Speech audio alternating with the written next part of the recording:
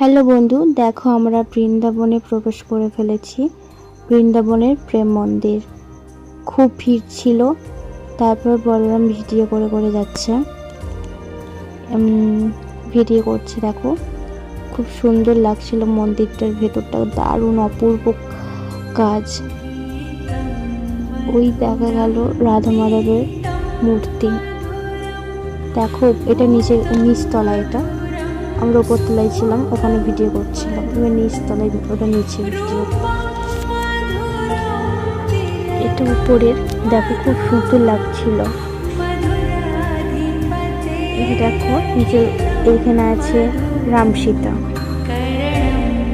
খুব সুন্দর লাগছিল রাম সীতা, মানে মূর্তিতে খুব দারুণ লাগছিল। এবার বলরাম এখানে ভিডিও করছে। পর্যন্ত